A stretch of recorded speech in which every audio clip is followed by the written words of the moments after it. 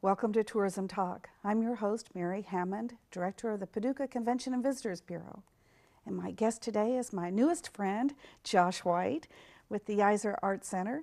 Welcome, Josh. Hello, Mary. Thank you for having me. Glad to have you here, not only on the show, but in Paducah. I think you've been a nice addition to our community. You've been here just about almost half a year. That's right. I know. About 6 months. 6 months, and just to become part of our lives and our everyday lives, and we're just glad to have you. I love it here. Thank you for having me. Oh, who would have thought a Georgia boy would find Paducah, Kentucky home? But That's you right. have fit right in. Well, tell us your story. Tell us a little bit about yourself and the first time you heard the name Paducah, Kentucky. My friends ask me, what's a Paducah? I met a friend in the museums conference, Julie Harris with the River Discovery Center. I met her a year ago, right about now, right about this time of year, in Jekyll Island, Georgia, at the at the Jekyll Island Management Institute. And Julie and I hit it off, and when the position came open up here at the Yeiser Art Center, Julie was the first to tell me about it. And that was the first time that Kentucky and Paducah were on my radar. Oh, well, I remember when Julie met you and she came home talking about you, singing your praises and saying, we've got to get that guy up here. And who would have thought this position opened at the Yeiser Art Center, and here you are. Your museum experience and your tourism hospitality industry is varied. You've worked in different museums in Savannah. That's right. And so you bring a wide variety of experience, everything from giving tours of historic Savannah. That's right. I've worked in tourism, I've worked in art museums, I've worked in history museums, and doing what I do now at the Yeiser is a combination of all of those lessons learned. Plus the bookkeeping. Plus the bookkeeping. And the shop. That's right. Which I will say, I think Yeiser, in the old market house at 2nd and Broadway, the heart of the community, has taken on a new life. And I love it. I love looking in with the bright new paint and the light that's always on, and to look in and see the yak. And what's a yak? And show us a yak. You've got your yak here? Yeah, we do. This is our yak. We're the Yeiser Art Center. And for years, people have been calling it the Yak. So when I came, we decided, with the help of a few board members, to capitalize on that. Well, and you may see that yak out at in front of the market house. I've seen him, let's see, with a scarf on. He's had a quilt. What else? He seems like, Santa hat maybe. For Easter, he'll have Easter bunny ears. And oh, no. For the Derby, he'll have a wreath around his neck. So. Oh, I'm thinking a derby hat might be appropriate. Yeah. Or are you thinking like the red roses? Exactly. You know? Okay. Exactly. Well, I could see, just as long as the reds don't clash, it's okay. Who made your yak for you? Wasn't that a local artist? A local artist carved it out of styrofoam, Teresa Perry, and then it was fiberglassed and painted. Well, it's just too cool. I love seeing it. But the new life inside, I think the gift shop looks really nice. Thanks. Your office, and that's been some help from the community. You've had some real fans who have put a lot of work into making the the Yeiser Art Center, look with the new look. We've had a lot of help from the community. People that I've met here and have become friends with are now invested. Have a lot of help when it comes to painting or individual projects, hanging a show, spackle and pasting the gallery in between shows. We never have a shortage of help. Well, I think you've been adopted by several people in town. I've heard one of your volunteers referred to as a godmother. Yeah. Second mothers out That's there. Right. I mean, that's right. Lots of help here. Lots of good friends, and it's hard not to take you into our lives more closely. And thank you for being here. Yeah. Well, tell us about what's going on. There's been a hustle and a bustle. I mean, here we were just recently, there's a pop-up exhibit, a 24-hour permanent collection exhibit, which I think blew everyone out of the water. It was just like, oh my goodness. Yeah. We've seen the permanent collection in bits and pieces over the years, but I don't think we've seen it all at one time. You saw this time, on Sunday, we did a pop-up permanent collection exhibition of everything but 6 or 8 pieces that just didn't have room to hang. There were 150 works on the nose. That was everything that we own that's not, or that is ready to be hung or displayed. That doesn't include our archival material, or things that are unframed or things like that. But yeah, we did that. We hung it in 2 days, and we were only open for 1 day for that exhibition. We just realized that there was a hole in the schedule. We were moving the collection anyway. The caption in the newspaper read, "Storage problems lead to pop-up exhibition." Storage problems. It wasn't necessarily a problem, it was an opportunity to let the community see something that is incredibly special. For an art center of our size to maintain a collection like this is really quite special. There were some highlight pieces. Of course, Mary Yeiser had probably as many pieces as just about anyone. Harlan Hubbard. I love the Harlan Hubbards are really special for us. We've used those recently in an exhibition that was interesting boat sculpture. That was the first one that was here when I came. And so those had been viewed recently. But the Mary Yeisers are really, really something. And then the Jerry Watson, we have a fantastic Jerry Watson. Bob Evans, yes. Just an amazing collection. I was lucky enough to find a Bob Evans in an antique shop. It was nice. And then some real highlights of the collection, some really major internationally known pieces. Yeah. Will you share those with us? We've got some really, really good pieces of Annie Albers. And I'm not as familiar with her story, but I do know that she lived in Germany and was part of a real postmodernism phase. And they're pretty standard prints, pretty standard blocks shape. They're interesting. That's good. So the schedule, everybody's got their favorites that they like. I love the photography collection because I love the competition because I love seeing where they all come from. They come from around the world, as does the fiber arts exhibit, fantastic fibers. They come from around the world. I think now you're collecting entries now for Fantastic Fibers. Yes, the deadline for our Fantastic Fibers exhibition has just wrapped up. We've just closed that. And there's several hundred entries at this point. Good. We haven't had a chance to track them all just yet. But this year we're really excited about the Fantastic Fibers exhibition because this is the first year that we'll be an officially sanctioned American Quilter Society event during the quilt show that happens here. So that's good. So partnering with them will give you extra exposure and ability for quilters, members of the American Quilter Society, to buy their tickets ahead of time. That's I believe correct. Rotary does that as well, and I think the Hotel Metropolitan has done that at some point. So I think that's really nice. It ties us all together, all on the same page, working on being a part of the advertising and promotions. It's good. It kind of made sense for us looking at the math from last year, the visitation from last year, and we just decided that was something that we needed to not miss out on. That's good. Of course, I like the art of all types, and the Yeiser Art Center, the permanent collection was a perfect example of it. There's three-dimensional art. There was every type. And sculptures. You recently have had sculptures in there.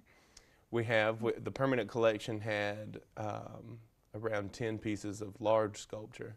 The largest is, I guess she's a hula hooper, and she's probably about 4 feet tall, carrying a dog and not wearing a top. So it's a pretty infamous piece of our collection, one of the more recognizable.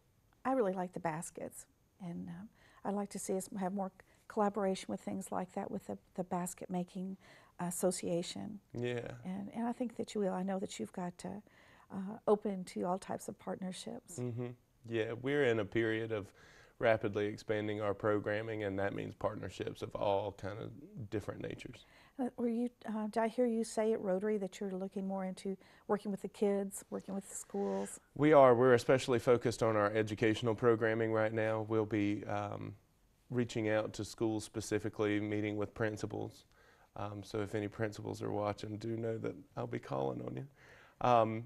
We'll also be trying to develop a traveling trunks program, take the arts into the schools, and we have a few local artists in mind to help achieve that goal. But we're also in the process of planning our summer camps. We'll be doing a week-long summer camp in late June, I believe, and that will be geared more towards middle school, kind of help the emerging artists and let middle school students know what options are available to pursue in a career in the arts. I believe we have a meeting coming up with the nonprofit directors. That's right. And let's see if we can get those schools where there's one, so bam, bam, bam the week, so that the kids can stay busy and maybe That's do right. the Quilt Museums class, do the River Discoveries week. I think that would be a really good thing, good activities for the kids. Yeah. That's good. Well, the Teen Spirit exhibit is one of the most popular, next to the Fantastic Fibers, in bringing people in. I think, did I hear recently that your opening exhibit was one of the biggest that you'd had? Yeah, it was. That was something that the art teachers were very happy about. Yeah. We allowed each student to enter up to 3 works in various categories, 1 per category, but up to 3 works per student. And so it resulted in the largest show that has ever existed at Yeiser. Wow. For Teen Spirit. There were 174 pieces that hung. Wow. And 147 participating artists. Now, do you work through the teachers in the schools with this? We do. We work, they really serve as a liaison between the student and ourselves. Is there a charge when the students go to this exhibit? Not this year, there was not. That's good. That's a nice opportunity for kids to have their first showing. Yes, and the juror for that show was Paul Aho. He's the dean at the Paducah School of Art. And so we thought of him as the juror because those are potentially his future students. Mm-hmm. Well, and his experience as well, so that's good. But yes, what a good partnership there with the college. Yes. We like that. We like that. Well, gosh, tell us your vision. You know, you're talking about the schools. You're talking about expanding. Do you see? We're in a certain. To a certain extent, we've got a schedule. You know, you've got Fantastic Fibers. You've got the photography show. Are you keeping the photography show? Yeah, Paducah Photo. This will be, it's been around for quite some time. Not exactly sure how long, but I can't remember right now. As long as I can remember. Yeah, it's been around for quite some time. But Yeiser's just recently started hosting it in the past 10 years, I think. So it's something that we're really excited about. That, Fantastic Fibers, the exhibit that's up now, Teen Spirit. Teen Spirit, Member Show, and Paducah Photo are kind of our 4 mainstays. Now, and the Paducah Show, is it through one organization or is it any the photo artist? Show. No, the Paducah Show. Member Show. The Member Show. The Member Show. The Member Show, we were really happy about this year. It was really, really nice representation of local art in the community, and that's what that show needs to be. Is it, once again, all types, all dimensions? Yes, it's open to all different forms of media. Yeah. I'd like to see more fiber artists in that show in particular. But we'll see those at Fantastic Fibers. Well, and of course, I believe anytime you've got something like the National Quilt Museum of the United States here, any way that we can tie into that and to those nationally known fiber artists that we have in our community, any way we can build upon that and work with the partnerships, the other partnerships in our community. We're so fortunate to have so many interested and talented people. That's very true. There are some world-class fiber artists and painters in this community. It's really an incredibly special place for the arts. But that's not the only thing that goes on there. I mean, I hear of poetry readings going on there. I mean, we do an evening series of poetry every so often. We partner with Rivertown Poetry Lecture Series. And meetings as well. My garden club meets there next month. Garden clubs meet there now. It's an excellent space to rent for meetings if you're thinking about that. We've recently remodeled our kitchen so that we can have a nice event facility rental package. Now, if someone wanted to meet there and have some type of a meeting, do you have some suggestions yourself or to bring in an artist to do a talk, or is there an opportunity for a experiential tourism? Get your hands onto something. I mean, these are kinds of things that you see happening in the future? I do. We're also looking into right now ways to make our programming more interpretive. We're looking into QR codes. We're looking into cell phone tours potentially. There's some really, really neat green screen programming that you can do for kids now. Learned about that at the last Southeastern Museums Conference in Williamsburg. So we'll be looking at ways to make our programming increasingly more interpretive.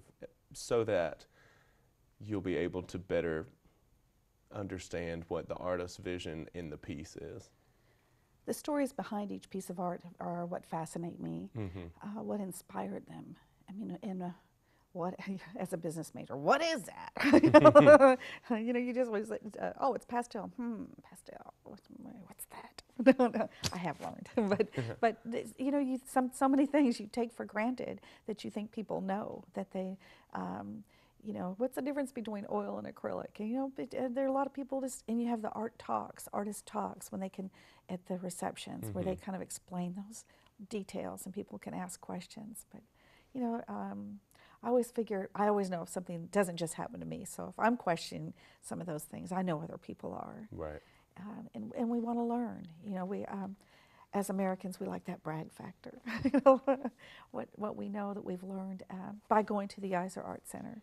Exactly. And I'm selfish. I want you to come down and spend half your day at the Yeiser.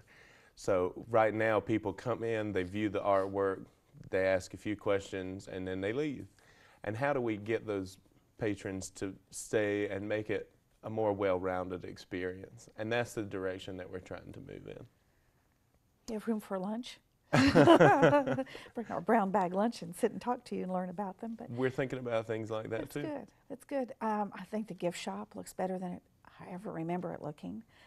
And the windows, we couldn't look in those before, could we? I don't think we could. I think in the office there were blinds. I'm pretty certain about it, and I don't remember it was. Privacy is not an issue for me, so I snatched them out. Oh well, it's just good for people to look in. We get a lot of this, or did at least once upon a time. What's in there? What's in there? So we started leaving the lights on at night. We cleaned it up so that people wanted to look in there. It's kind of easy. And then you want to go in there and look at all those items in the gift shop. And it's all local artists? For the most part, it's local artists. We have a few wholesale items that are logo things with our, oh yeah, you got to have those. That are not local artists, unfortunately. Well, we'll get up there to the Kentucky Crafted Marketplace coming up. Yes. I look forward to going up there and with K-Smart at BB's, taking her in. That's right. Making a road trip up and seeing if we can find some really nice time. Kentucky Crafted items for the shop. Yeah, it'll be good. Well, your neighbors right across the street here, you're surrounded by these great restaurants. And the patrons now, as you're eating, you can see right in. There's a wonderful opportunity for working together. With, I remember where were we? I guess it was at Maiden Alley, and there was a movie, and they carried it out, the theme, into the restaurants. So there's that's been many years, but there's a real opportunity to do things like that, even work with the restaurants. Well, any reception that we have, Kirchhoff's is extremely generous. At Christmas, during the Christmas parade, we were open. Our yak was outside. We have the large yak that we wheel out every morning. It was open. It's big?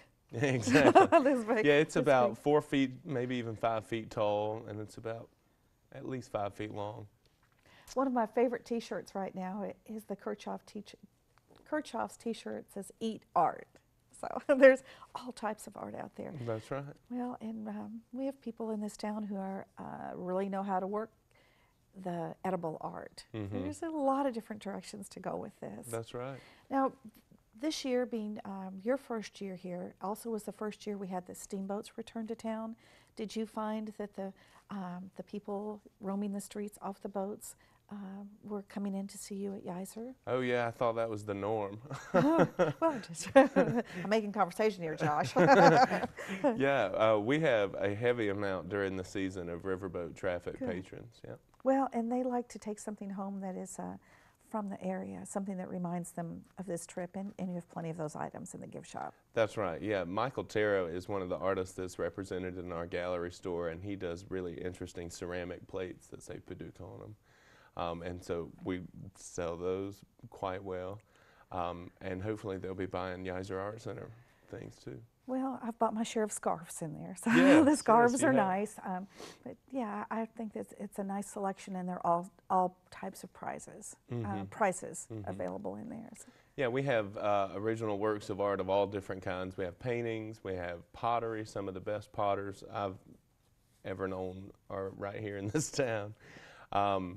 And so there's really something for everybody in our gallery store. If you need a gift, come down. Yeah, I think you did a fair amount of shopping there yourself. I did. I did. Everybody in Savannah got things from the That's Yeiser right. Art Center. That's right. From the local artists. And your mother's been up.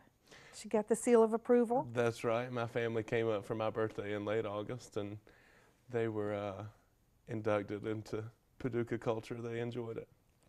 Well, living right downtown on 2nd Street gives you a totally different perspective, too. I mean, you truly are immersed in the culture of Paducah. That's true. And the culture and both the heritage and the arts, they're really deep here. That's right. I mean, just driving over here to the college today, you're talking about going to the Maiden Alley last night. Mm-hmm.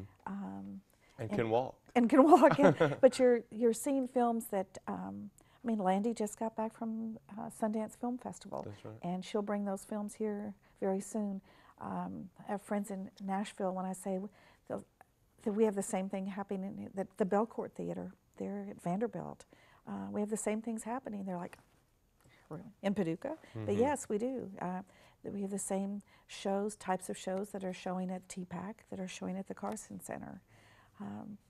You know, Julie Harris has had exhibits that come from New York City. You know, we're very international, very cultural here. The Carson Center is especially fun for me. I love going to the symphony. The symphony has been such a treat. Savannah had a symphony, and it couldn't maintain that symphony. So to come up here and be able to walk 2 blocks away from my front door and attend the symphony is quite nice. It's quite nice. Well, and to have a maestro that is so connected to the community and so a part of everything. I mean, when I had my Kentucky Association executive directors come have a meeting here, he joined us for dinner. You know, he mixed it up with us, spoke with us, answered their questions. You know, why can't we make a symphony work in our community? We're very fortunate for the community support, which is so important for you, for the Carson Center, for all of our attractions. Raphael is a really neat guy. If you don't know him, you should get to know him. That's right. He is really a lot of fun. And for those of you watching, oh my gosh, if you have not had a chance to meet the maestro, he's very accessible. He is. That's very true. He has come early to the concerts. He's at the schools. He's around town. And Daniel is. Daniel runs the symphony. Daniel's seen, and he is in his office across the street from you, across from the Yeiser Art Center. Yeah, we share a wall. Well, from your house. That's right. That's right. So, and if you're going down 2nd Street, yes, that's Josh's house right there. So, all right, so as we kind of look towards wrapping this up, what would you like people to know about you and about Yeiser? That things are, what would you like to say? Well, I'd just like the community to know that it is a really, really special place, and that our exhibits will continue to change just as they always have. However, as we move forward throughout the next year, we'll be looking specifically at education. We'll be looking at ways to partner with other cultural institutions in town and do parallel exhibitions. We're also looking into a way with the Dragon Boats Festival to do some kind of photo contest of sorts with the Dragon Boats Festival. So our exhibits will become more and more interpretive. It'll be the same place you've always known, but it'll be lots more interesting. It'll be a lot of fun to come down and make a day, or at least an afternoon, have lunch downtown, go to River Discovery, and then come to us and see the things that we'll be offering. One of the things I love about Paducah is the size. I like that you can be immersed in our community, that you can make a difference if you want to. I know Mary Yeiser never dreamt of the difference she would make in this community. It can happen, you know. It can happen easily. It can happen through volunteering and becoming a part until you make that difference and you know how to involve people. What am I trying to say here? Bring them in, be involved, that you can talk to your community leaders and make a difference in the funding and finding funding sources. That's right. But for this to exist, it has to belong to the community, and be a part of it. And that's what I love about the Teen Spirit. You know, when you said this place is jammed with kids, how fabulous is that? Yeah, there were 527 people in that gallery in less than 2 hours. That's a success. That is. And You know, hopefully their kids will continue to be involved. talking about funding, Yeiser Art Center is a very special place, but we rely heavily on donations. So if ever you've thought about in the past joining up, now is most certainly the time. Individual membership starts at just $50, so it's an excellent way to participate in your cultural offerings in the community. We also offer several options for volunteering. We can find something to put you to work on at any age, any skill set. Oh, I know. You're even talking to Ruby. That's right, Ruby. Get Ruby down there. And you know, if you know me, and we're just about to end it here, if you know me, you'll know how I got in tourism. It starts with volunteering. It's being a part of the festivals, being part of volunteering at the museums. Make this your community. Grow with it. You know, makes it not only a better place to live, but make you a better person. Volunteering brought me from school in North Carolina back to Savannah and to a place I've never heard of, Paducah. And we're glad you're here. Yes. Thanks, Josh. Thank you, Mary. Come down and see Josh. He's at 2nd and Broadway in the old Market House. The lights are on. You know, what is it, the commercial? We leave the light on for you? Well, he definitely does. So come down, see Josh. My office is right there, just between the Market House and the riverfront. Stop into the Visitors Bureau, meet the staff, make new friends, find out what's going on. We'll see you in downtown Paducah, and until then, take care.